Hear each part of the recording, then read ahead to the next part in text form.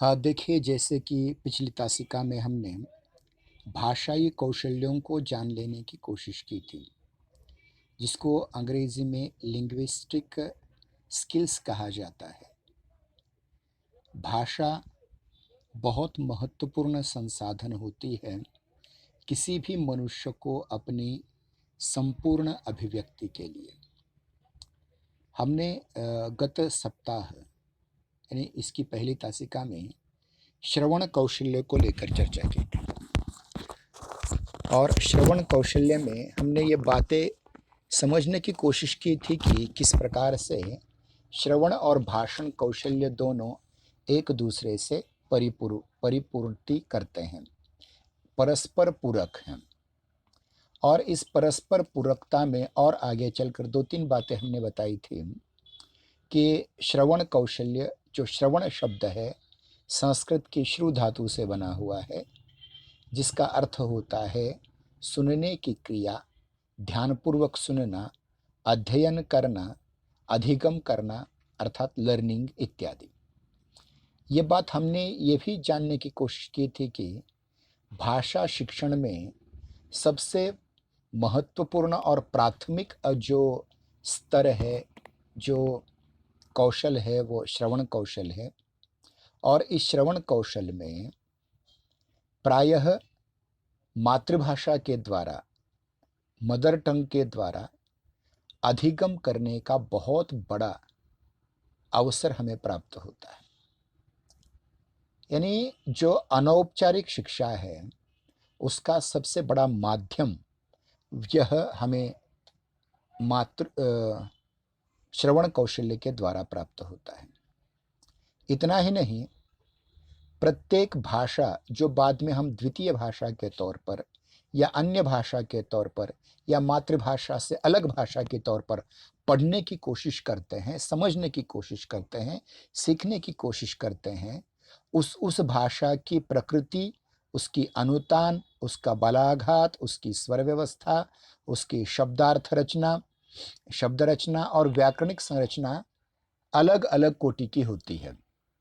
ध्यान रहे, क्या कह रहा हूं मैं? जो आप मातृभाषा बचपन से पढ़ते आए हैं, उस मातृभाषा के अलावा जो अन्य भाषा आप सीखते हैं, उस सीखने में सबसे महत्वपूर्ण कौशल जो है वो श्रवण कौशल है। और श्रवण कौशल के आधार पर आप अन्य भाषा का अधिगम अत्यंत सहजता से कर सकते हैं। श्रवण कौशल का संबंध अध्येय भाषा, मतलब जिस भाषा का अध्ययन करना है, उस भाषा की प्रकृति के अनुरूप होना चाहिए और उसकी विविधताओं को पहचानने की बात होती है। तो देखिए कि ये जो सुनने की प्रक्रिया है, अब ये सुनना हमारा हमेशा से चलता रहता है। बचपन से हम कुछ न कुछ सुनते आते हैं और उस सुनने के परिणाम स्वरूप हम कुछ बोलने लग जाते हैं। मतलब भाषा के स्तर पर अगर कुछ सीखने का, कुछ अधिगम करने का हमारे पास अगर कोई अवसर होता है, तो वह सुनने के माध्यम से होता है। इसलिए हमें क्या करना चाहिए?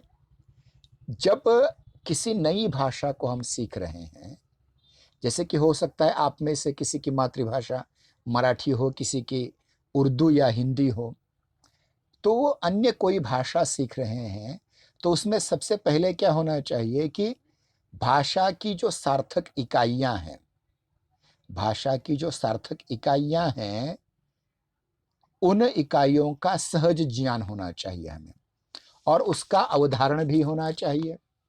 उसके उपरांत तीसरी प्रक्रिया आ जाती है, वो है अर्थ ग्रहण की। मतलब जिस सार्थक इकाई का, जिस सार्थक शब्दों का आप प्रयोग दैनंदिन जीवन में सुनते आए हैं या कहते आए हैं, उसका अर्थ ग्रहण भी होना चाहिए। और ध्यान रहे कि बिना श्रवण के भाषाई किसी भी कुशलता का विकास नहीं हो सकता। मतलब प्रायः देख लीजिए कि जो बहरा होता है वह गूंगा भी होता है, मराठी में जिसे मुका कहते हैं, डम। मतलब जो सुनता नहीं है वो बोल भी नहीं सकता। इसलिए आवश्यक है कि अपने सुनने की प्रक्रिया को या इस कौशल को हम पूरी तरह से अर्जित करें। महत्वपूर्ण बात यह है, जब भाषा की परिभाषा देते हुए हमने ये कहा था कि भाषा क्या है?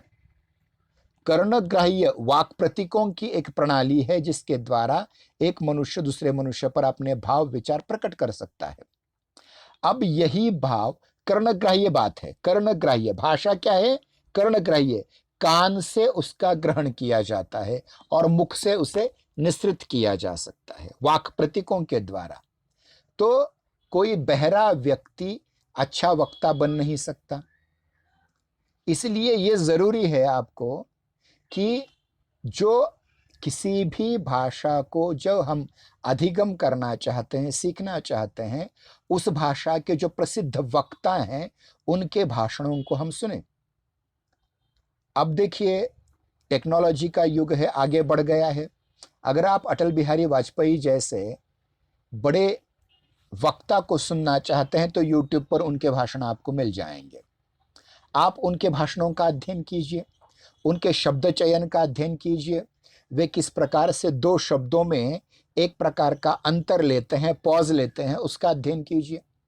तब आपको पता चल जाएगा कि विचार करने की प्रक्रिया और बोलने की प्रक्रिया में जो एक सहसंबंध होता है, उस सहसंबंध को किस प्रकार से बड़े कलाकार, बड़े वक्ता किस प्रकार से हमारे सामने लाते हैं।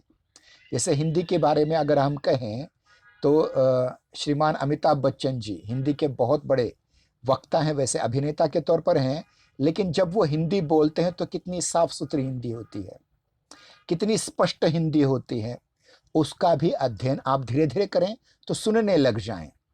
आजकल देखिए, डॉक्टर कुमार विश्वास जैसे कवि हैं, या कोई बड़ा नेता हो, कोई बड़ा अभिनेता हो, उसके हिंदी शब्दों के प्रयोग पर आप ठीक ढंग से सुने तो आपको इस बात का पता चलेगा कि हिंदी कितनी सरल, सहज और मृदु भाषा है, कितनी मधुर भाषा है। आपको हिंदी भाषा का अध्ययन करना है तो आपको बड़े बड़े वक्ताओं के इस प्रकार के भाषण अगर आप सुनते जाएंगे तो जाने अनजाने आपके कानों पर वो संस्कार होता रहेगा और वही संस्कार आप बाद में जा करके भाषण कौशल के माध्यम से और भी अधिक बढ़ा सकते हैं। अब ध्यान रखिए कि होता क्या है कि किसी भी भाषा की ध्वनि को समझना बहुत महत्वपूर्ण है। जैसे हिंदी की जो ध्वनियां हैं, स्वर और व्यंजन, उनको समझना बहुत जरूरी है सुन सुन करके। मतलब अ कहा तो एक मात्रा है, आ कहा तो दो मात्राएं आ जाती हैं, ई कहा तो दो मात्राएं आ जाती हैं। तो जो इसमें एक बलाघात का या ह्रस्व दीर्घ का फर्क है। जैसे देखिए, भारतीय संस्कृति में ओम शब्द का बहुत महत्व है। ये ईश्वर का नाम माना जाता है और इसमें लिखते समय ओ के बाद 3 का आंकड़ा लिखा जाता है और इस 3 आंकड़े का मतलब है अनुतान, मतलब ह्रस्व की मात्रा 1, दीर्घ की मात्रा 2 और ओम में जो ओ है उसकी मात्रा 3 है, ओ। ये इस प्रकार से बढ़ाया गया। तो ये आपको समझने की कोशिश करनी चाहिए और ये भी जान लेना चाहिए कि किसी पुष्प को क्या कहते हैं, किसी पत्र को क्या कहते हैं, मतलब वस्तु और उस वस्तु के वाचक शब्द में क्या तारतम्य है, इसको भी समझने की बात करनी चाहिए। इतना ही नहीं, ये सब कुछ जानने के लिए आप रेडियो, टेलीविजन, इंटरनेट इत्यादि जो हमारे संचार के माध्यम है उनका प्रयोग कर सकते हैं, पुस्तकों का प्रयोग कर सकते हैं। और श्रवण कौशल के विकास के लिए छात्र के इर्द गिर्द भाषाई माहौल होना चाहिए। ध्यान रखिए, भारत में खास करके महाराष्ट्र में अधिकतम छात्र अंग्रेजी में फेल होते हैं, अंग्रेजी में अनुत्तीर्ण होते हैं। इसका कारण क्या है कि उनके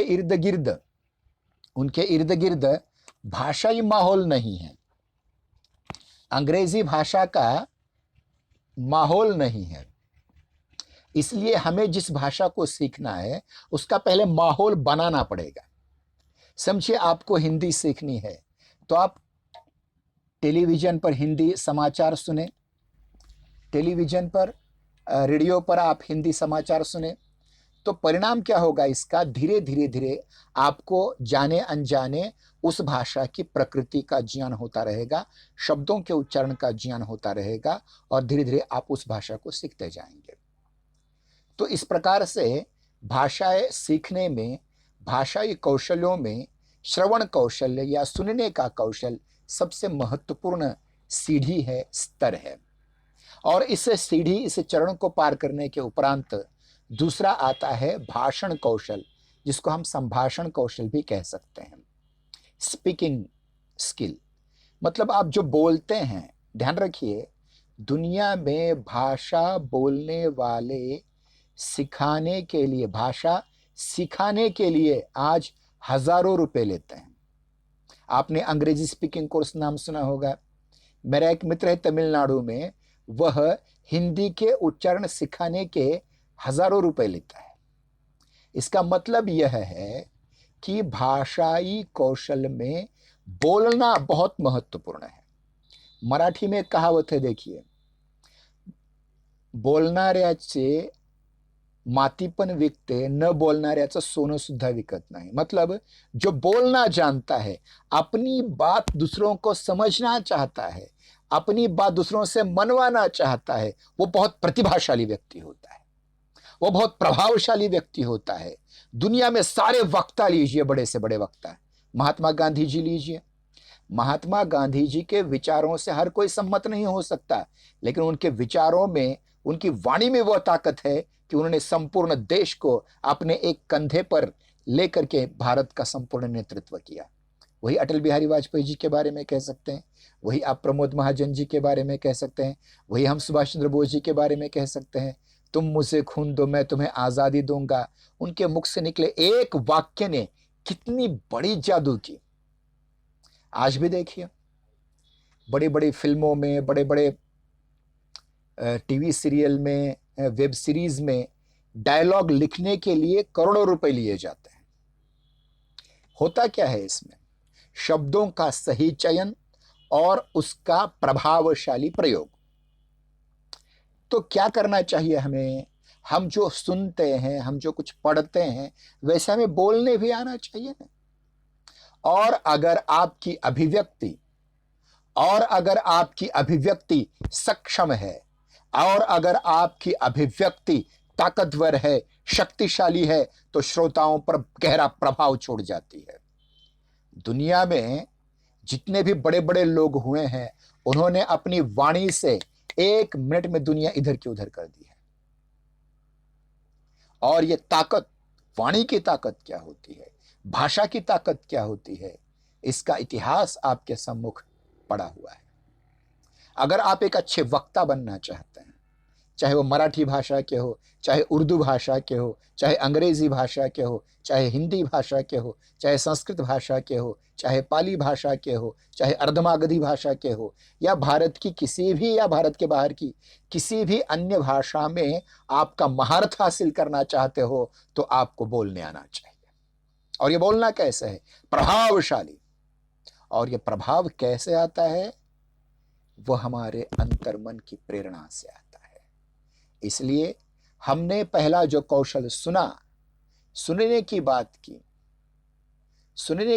की, उस सुनने से हमारे मन में एक प्रकार का अभिव्यक्त होने की प्रकल्प आते। मतलब कोई अच्छा वक्ता, अच्छा कीर्तनकार, अच्छा कहानी कहने वाला व्यक्ति अगर कोई अच्छी बात आपसे कह रहा है, तो आपके मन में भी यह आता है कि क्यों न मैं ऐसा बोलूं, क्यों ना मैं खुद को अभिव्यक्त करूं।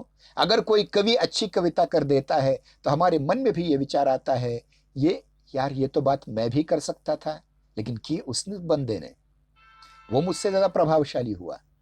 अभिव्यक्त होना भाषा का सबसे प्रधान धर्म है। और भाषाई कौशल के अध्ययन में अपने विचारों की स्पष्टता, प्रभावशाली रूप ढंग से अभिव्यक्त करना, यह संभाषण कौशल या भाषण कौशल की सबसे बड़ी ताकत होती है। ध्यान रहे, मानव का चाहे वो व्यक्तिगत जीवन हो या फिर सामाजिक जीवन हो, वो बोले बिना नहीं रह सकता।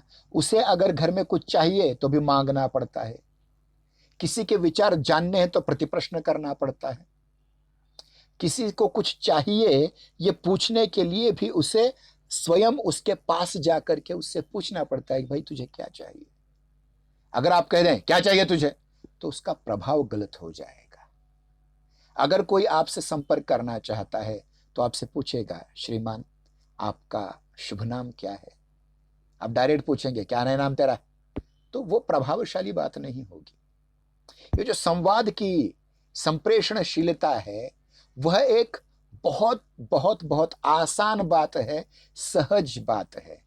आप उसको एक सामाजिक नीति नियमों के दायरे में रख करके अगर अभिव्यक्त करेंगे तो लोग आपका स्वागत करेंगे, लेकिन उसी भाषा का आप गलत प्रयोग करेंगे तो न जाने कितनी बातें होती हैं। मुझे संत रहीम का एक दोहा याद आता है, रहीमन जिह्वा बावरी कह गई स्वर्ग पाताल।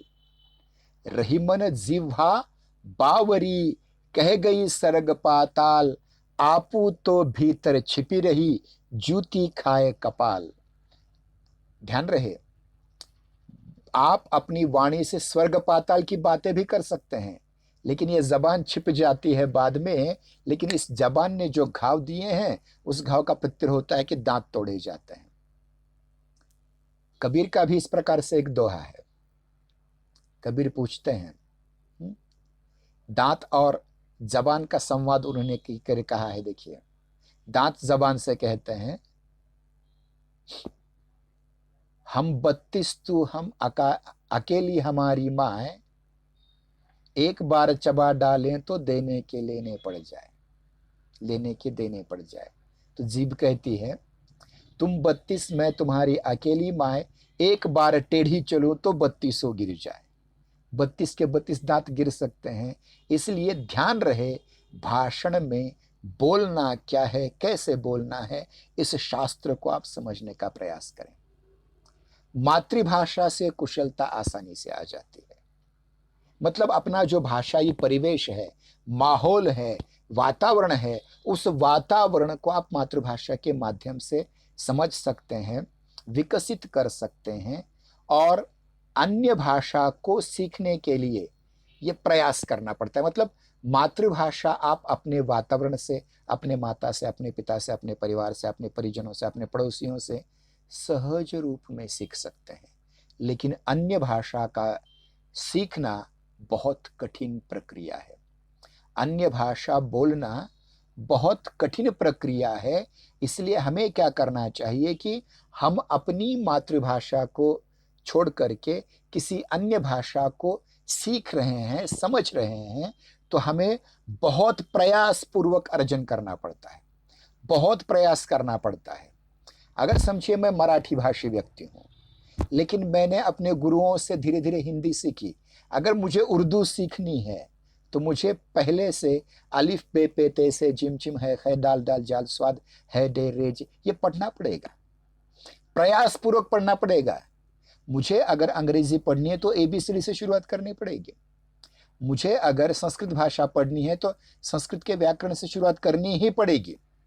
इसमें कोई चॉइस नहीं है, इसमें किसी प्रकार का पलायन नहीं कर सकते हम। मेहनत, किसी भी चीज को समझने के लिए, सीखने के लिए मेहनत की बहुत जरूरी होती है। इसलिए सबसे पहले अगर आप किसी भाषा को बोलना चाहते हैं, किसी भाषा में अभिव्यक्त होना चाहते हैं, किसी भाषा में कुछ कहना चाहते हैं, तो सबसे पहले आपको सुनना आना चाहिए। पहला जो कौशल है श्रवण कौशल, ठीक ढंग से सुनो। देखिए, संत कबीर कोई पढ़े लिखे नहीं थे, लेकिन उनकी कविताओं पर आज पीएचडी डिलीट की जाती है, क्योंकि वो बहुश्रुत थे, उन्होंने सुना बहुत था। काशी में जितने भी महात्मा लोग आ जाते हैं, चाहे किसी भी धर्म के हो, किसी भी दर्शन के हो, चाहे अद्वैतवाद के हो, द्वैतवाद के हो, किसी के भी हो, वो सब सुन करके कबीर अपने दिमाग में रखते थे और फिर उसकी अभिव्यक्ति अपने दोहों के माध्यम से, अपनी साखियों के माध्यम से, अपने पदों के माध्यम से, अपने रमणियों के माध्यम से करते थे। इसका मतलब कबीर सबसे बड़े विद्वान थे, भले उन्हें पढ़ना लिखना न आता हो। क्योंकि वो अच्छा सुन सकते थे। बहिणाबाई चौधरी का भी उदाहरण मैंने दिया था। बहिणाबाई चौधरी जलगांव की बहुत बड़ी कवयित्री हुई, लेकिन उन्होंने कभी हाथ में पेन नहीं ली, हाथ में कभी उन्होंने लेखनी नहीं ली। उन्होंने जो कुछ काम करते करते मुख में आया कहते गए, और उनके बेटे सोपान चौधरी लिखते गए, तो उससे महान महान कविताएं निसृत हुई। इसलिए पहले क्या करना चाहिए, किसी भाषा में संभाषण करने का कौशल अर्जित करने से पहले आपको उस भाषा के बड़े बड़े विद्वानों के वक्ताओं को बहुत मन लगा करके सुनना पड़ेगा, और फिर अभ्यास करना पड़ेगा। अभ्यास का मतलब क्या है, एक ही चीज को बार बार करना, बार बार करना, बार बार करना, पुनरावृत्ति करते रहना। मराठी में अभ्यास का अर्थ जो अध्ययन लगाया जाता है वो गलत है। अभ्यास का अर्थ होता है practice. Practice means man perfect. अभ्यास से मनुष्य बड़ी से बड़ी चीज को अर्जित कर सकता है। इसलिए सुनो सुनो सुनो सुनो सुनो, और सुनते सुनते बोलने का अभ्यास करो, बोलने का अभ्यास करो, बोलने का अभ्यास करो। और जैसे श्रवण कौशल का विकास होता जाता है, हमारे भाषण कौशल का भी धीरे धीरे धीरे विकास होने लग जाता है। भाषण की प्रक्रिया से पूर्व ध्वनियों को समझना पड़ेगा। कौन सी ध्वनियां, अ, आ, ई, उ, ए, री, री, ओ, औ, अंग, अह, ये जो स्वर हैं, और कंठ ध्वनियां, तालव्य ध्वनियां, क ख ग घ ग, च च ज छ य, इस प्रकार की जो ध्वनियां हैं उनका अध्ययन बार बार सीखना पड़ेगा। अंग्रेजी में इसे फोनोलॉजी कहा जाता है, ध्वनि विज्ञान। और इस ध्वनि विज्ञान के माध्यम से जबान का कहाँ स्पर्श करने पर दंत्य ध्वनि निर्माण होती है, तालव्य ध्वनि उच्चरित होती है, मूर्धन्य ध्वनि उच्चरित होती है, इसका गहन अध्ययन आपको करना पड़ेगा। फिर उसके उपरांत केवल ध्वनि नहीं, अपितु ध्वनि के संयोग, दो ध्वनियां एकत्र आकर के नई ध्वनि कैसे बन जाती है, जैसे पी और एच मिलकर के फ, इस प्रकार की दो ध्वनियों का संयोग किस प्रकार होता है। वाक्यांश कैसे उच्चारित किए जाते हैं, जैसे मैंने रोटी खाई है, मैं आम खाना चाहता हूं, ऐसे छोटे छोटे वाक्यांश ये सुने और बोलने लग जाएं। फिर वाक्यों को सुनने और उसके अधिगम या बोधन या समझने की प्रक्रिया को विकास करना आवश्यक है। मतलब कोई एक वक्ता एक वाक्य कह देता है, उस वक्ता के उस वाक्य को किस प्रकार से हम अपने दिलो दिमाग में लाएं, ये जो हमारा है, यह इस प्रक्रिया का विकास होना भी अत्यंत आवश्यक है।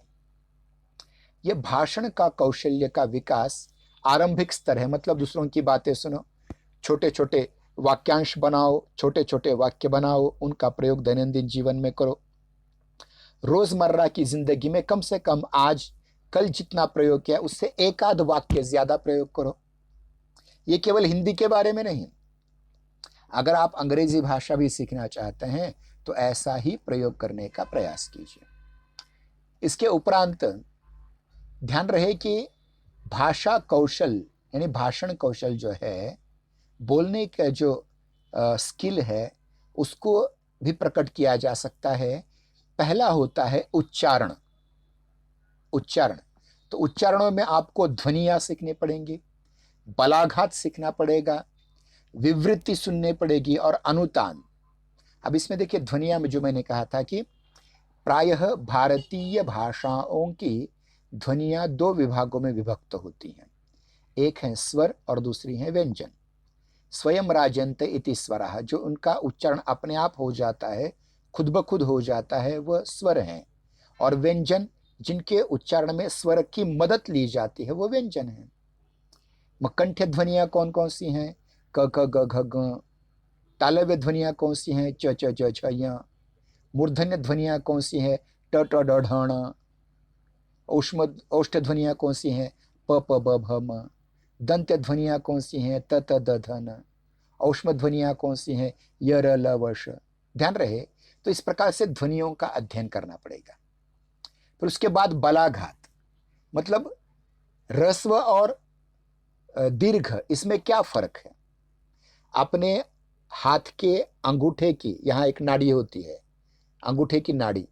ये अंगूठे की नाड़ी एक बार जब फड़कती है तो उस कालावधि में जो उच्चारण किया जाता है उतनी ही अनुपात में उसे कहा जाता है स्वर। 2 बार फड़कती है तो दीर्घ, 3 बार फड़कती है तो प्लुत।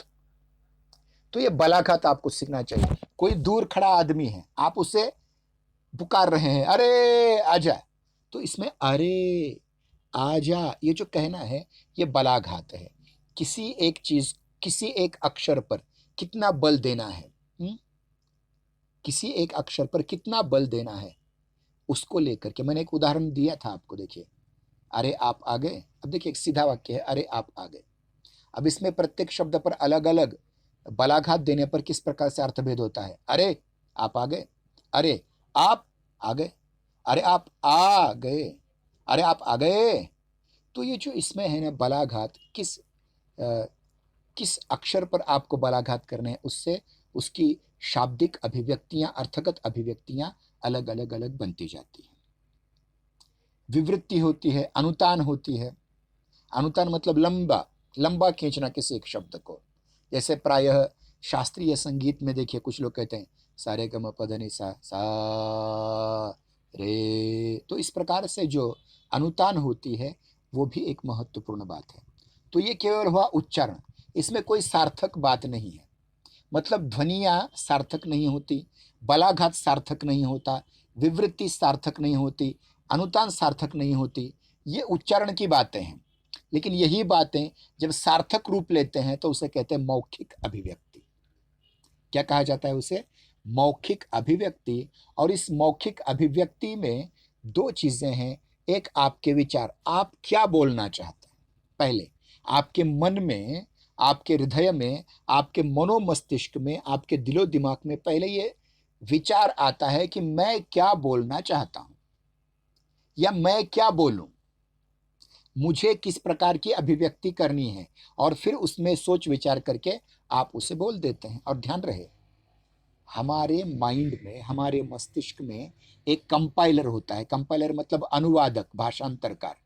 हम जो सोचते हैं वो पूर्णतः पहले हम मातृभाषा में सोचते हैं, और अगर अभिव्यक्त हमें दूसरी भाषा में करना है तो उसका कंपाइलेशन करके, उसका भाषांतर करके, उसका अनुवाद करके फिर बोल देते हैं। इसलिए देखिए बड़े से बड़ा वक्ता भी थोड़ी देर के लिए चुप रह जाता है, पॉज लेता है, अटल बिहारी वाजपेयी जैसा। पहले वो सोचते हैं मुझे क्या बोलना है, और फिर उसका अनुवाद करके फिर दूसरी भाषा में अभिव्यक्त करते हैं। इसलिए पहले आपको वो समझ में आना चाहिए कि आपके भाव क्या हैं जिनकी अभिव्यक्ति आप करना चाहते हैं, आपके विचार कौन से हैं जिनकी अभिव्यक्ति आप करना चाहते हैं। अब ये कथ्य जो है, जो विचार हैं, जो भाव हैं, इनकी अभिव्यक्ति करनी है तो मुख के माध्यम से करनी है। तो इसमें आपको क्या समझना पड़ेगा? सबसे पहले शब्दों की रचना। मेरे मन में कोई एक अनाम विचार आया जिसको एक क्या कहेंगे, एक कोई रूप नहीं है। आपके भाव को, आपके विचार को कोई रूप नहीं है। आप उस विचार को कोई एक शाब्दिक रूप देते हैं। समझिए, आप किसी कोई एक रंग आपको आकर्षित कर रहा है तो उसे नाम दिया लाल, लाल रंग। तो जो रंग आपको सपने में दिख रहा है या कहीं और उसकी मन में विचार चल रहा है, उसको आप मुख से बोलेंगे लाल। तो लाल क्या हुआ? एक सार्थक शब्द हुआ। अब उस शब्द का अर्थ क्या है? लाल, रक्त, लाल, रेड। इसका अर्थ क्या है? कि विशिष्ट रंग। उसकी आर्थिक संरचना भी समझनी पड़ेगी। शाब्दिक संरचना, आर्थिक संरचना, और उस अर्थ और शब्द, उस शब्द और अर्थ, उस शब्द और अर्थ दोनों का व्याकरणिक संबंध क्या है? दोनों का व्याकरणिक संबंध क्या है? क्या वह कर्ता रूप में आता है, करण रूप में आता है, कर्म रूप में आता है, संप्रदान रूप में आता है, अपादान रूप में आता है, अधिकरण के रूप में आता है, संबंध के रूप में आता है? कौन सा विभक्ति प्रत्यय उसे लग रहा है? ने, को, से, पर, में। समझ? तो जो व्याकरणिक मतलब एक वाक्य आपने बनाया, समझिए, लाल मिर्च खाने से पेट खराब होता है। क्या है वाक्य? लाल मिर्च खाने से पेट खराब होता है। तो लाल मिर्च, इसमें लाल क्या है? ये विशेषण है विशेष्य का जो मिर्च है। समझ में आ रही बातें? ठीक।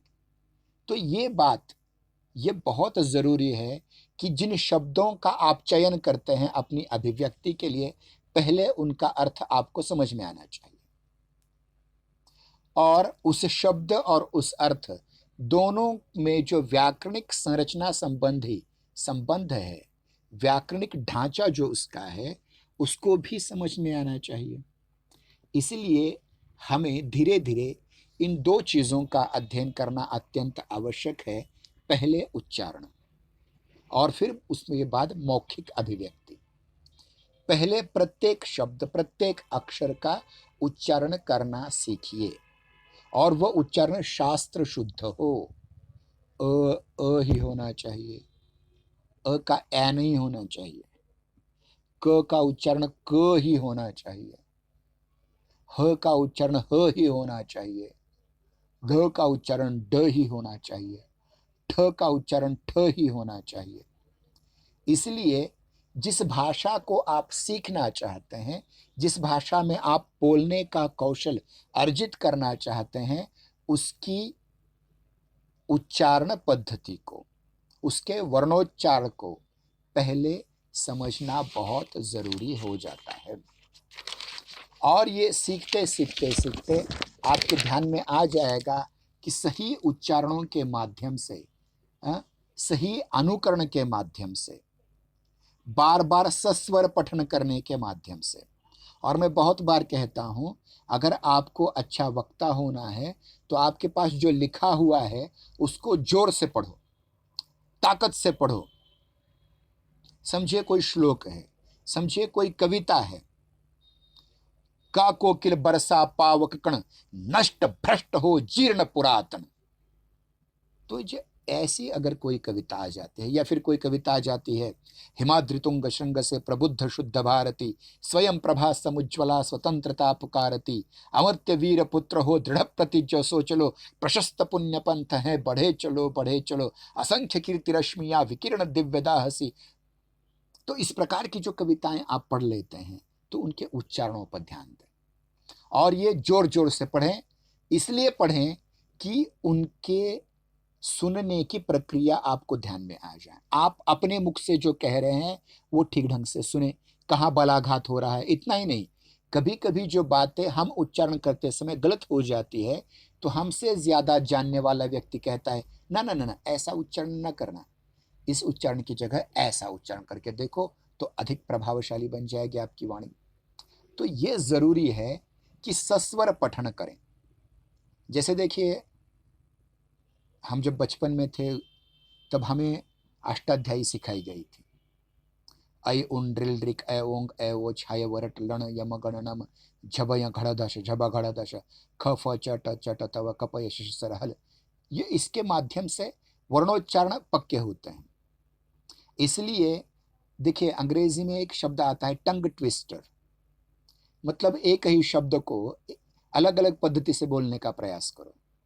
जैसे चटईला टाचणी टोचली, चटईला टाचणी टोचली, चटईला टाचणी टोचली, उपट कोथिंबीर खूपच पोत्यात, उपट कोथिंबीर खूपच पोत्यात। ये मराठी में मैंने कहा, ऐसे हिंदी में बहुत सारे टंग ट्विस्टर हैं।